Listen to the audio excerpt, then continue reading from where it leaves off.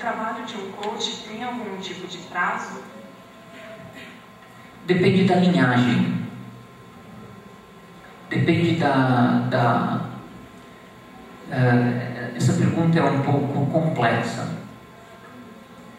Depende da metodologia que ele está usando de coaching, porque existem várias, e depende do perfil do coach.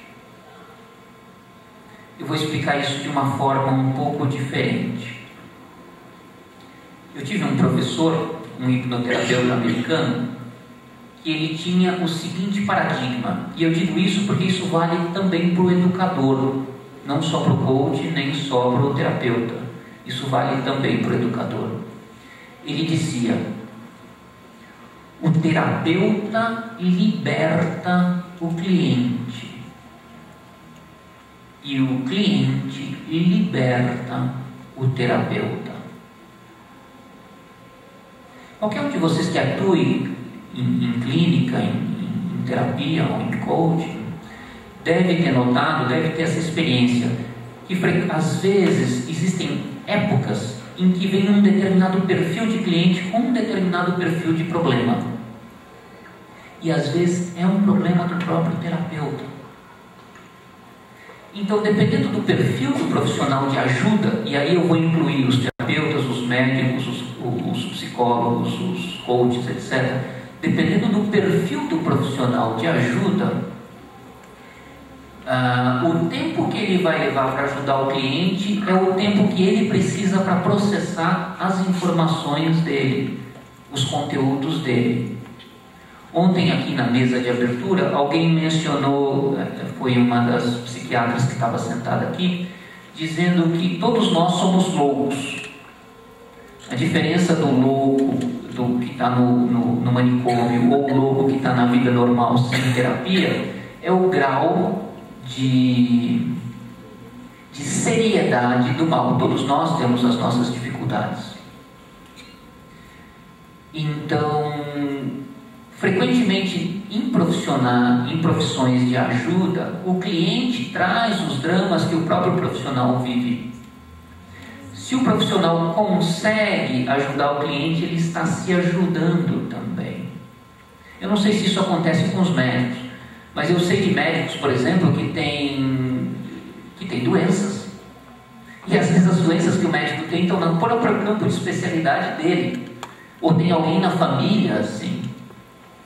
Então, todos esses fatores da vida da pessoa, porque não são máquinas, podem interferir no desempenho ou no sucesso ou no tempo de duração do atendimento.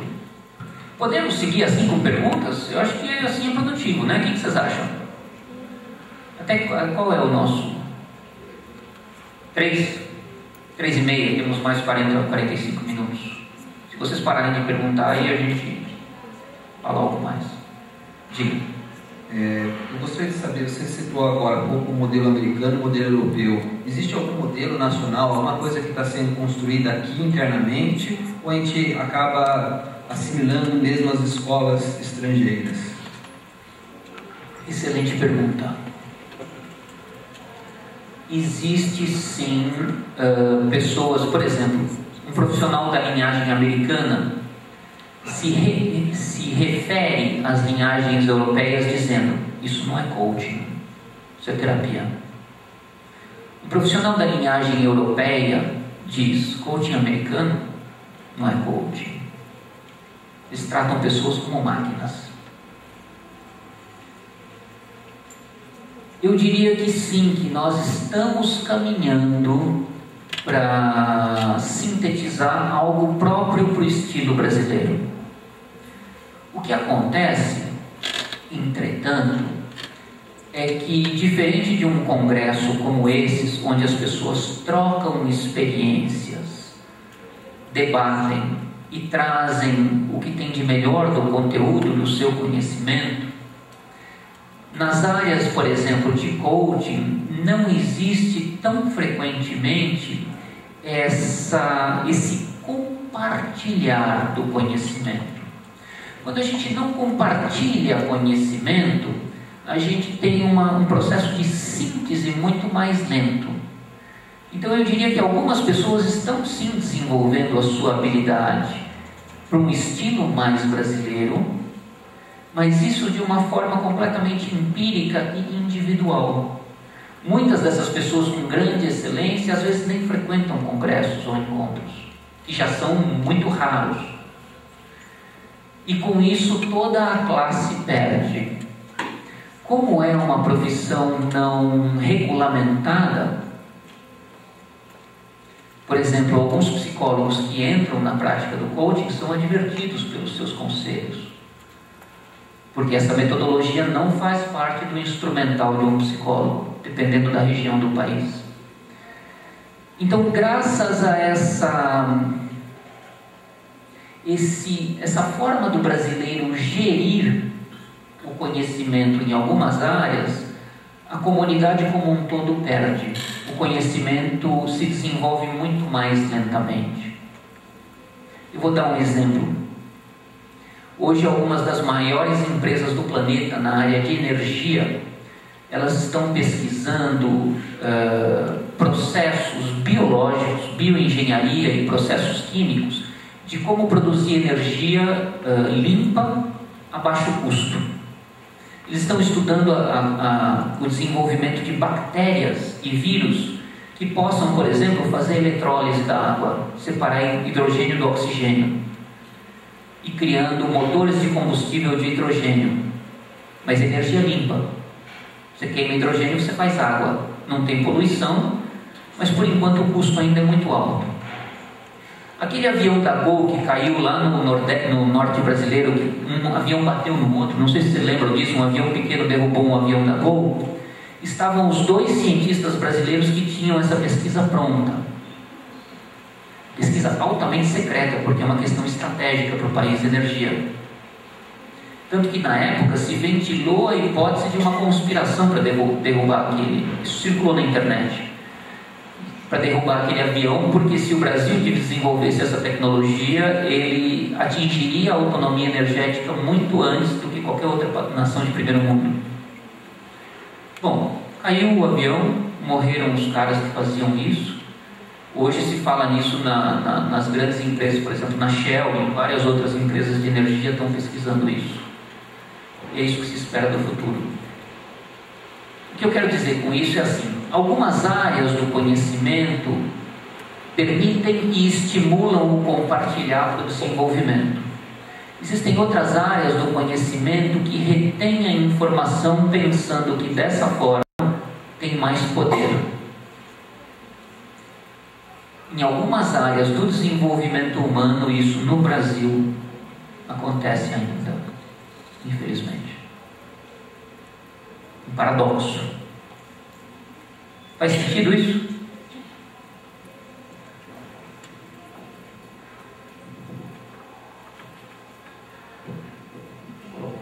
Só complementando um pouquinho, se você tem a intenção de ser um profissional de coaching, a sugestão que eu dou é: conheça as 2 abordagens, comece a trabalhar e com certeza você vai chegar no seu modelo. E eu chamo esse modelo de brasileiro, porque você vai estar acrescentando o que é seu, é o seu modelo, que você pega um pouco daqui, um pouco dali, a sua prática, a sua experiência, a sua sabedoria de vida, a sua bagagem, vai construir um modelo teu.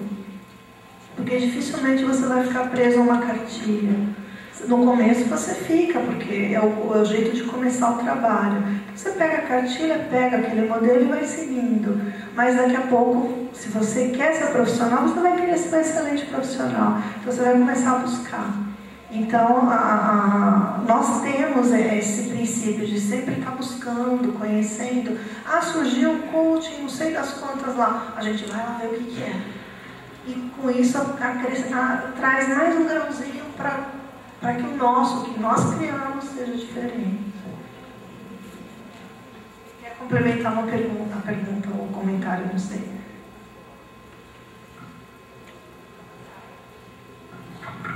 Eu fiz recentemente 2 formações em coach, né, e estou querendo me especializar realmente nessa área que eu acho que é fantástico, eu visualizo que é o futuro. E, inclusive, vim no congresso justamente também buscar esse contato com outros profissionais, né? E eu gostaria de saber que orientação que você daria no sentido de quem são os grandes nomes a nível nacional? Eu vou deixar para o Walter, porque ele tem bem os nomes, ele tem tudo isso. Eu tenho também, mas ele é mais biblioteca do que eu.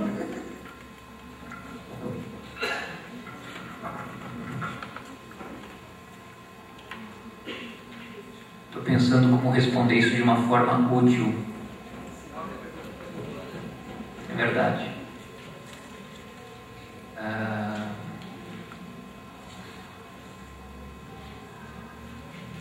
Eu acho que o primeiro ponto é a gente ter claro o seguinte. Vou contar uma história. Quando eu tinha academia de tênis, eu era tenista, eu fui jogador antes de ser instrutor, e sempre que eu ia comprar equipamento esportivo, eu encontrava o que tinha de melhor. O que tinha de melhor significava o seguinte: qual é o melhor material, todo ele, desde raquete até meia, desde bola até preço, todos esses fatores, onde tem o melhor preço, onde tem o melhor produto. Nem sempre o melhor produto é o mais conhecido. Então, sempre que eu ia comprar algo para mim a um bom preço, eu comprava mais. Eu ainda não tinha loja, eu queria ter a loja nessa época, eu ainda não tinha. Eu comprava mais equipamento. Eu vi uma raquete boa por um bom preço, eu comprava 3, 4, meia dúzia. E eu tinha academia, eu levava, e sempre que algum cliente estava precisando de um equipamento, eu mostrava: olha, essa meia é a melhor que tem, em termos de reforço, durabilidade e preço.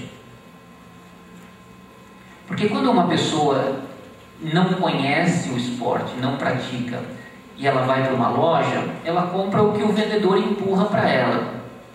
E você sabe que o vendedor também não pratica o esporte, ele não conhece o material, ele só ouve falar o que dizem para ele: venda esse, ou você ganha tal comissão se vender aquele, etc. Isso acontece em todos os campos do conhecimento. Estou usando um exemplo meu, mas em todas as áreas é assim. Então eu comprava mais. Frequentemente, quando eu mostrava esses materiais para os meus alunos, eles queriam comprar. Agora, às vezes também acontecia deles dizerem: puxa, eu acabei de comprar aquele outro, porque todo mundo me indicou aquele outro. E quando eles me mostravam o que eles tinham comprado, eles tinham pago o preço mais alto, pensando que era a maior qualidade, e às vezes um equipamento de baixa qualidade. Então, quando a gente pergunta qual é o melhor profissional do mercado, a gente deve levar em conta de que existem as grifes, existe o que todo mundo conhece, e que existe aqueles que estão mais comprometidos. Quando a gente olha, por exemplo, não só no mercado de coaching, a gente pode ver isso no mercado de saúde, hospitais, etc, etc, etc. Nem sempre a gente procurar aquele que é mais famoso é a melhor alternativa. A gente pode sim consultar, pesquisar tudo isso, mas a melhor forma de encontrar um bom profissional é a gente perguntar para o cliente, e em busca das comunidades e o que cada cliente achou, como que cada um desses profissionais atendeu às suas expectativas.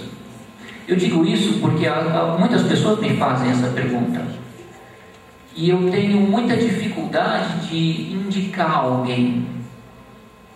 Via de regra, porque alguém que eu achei bom, a pessoa pode achar ruim. Eu já perdi cliente por causa disso.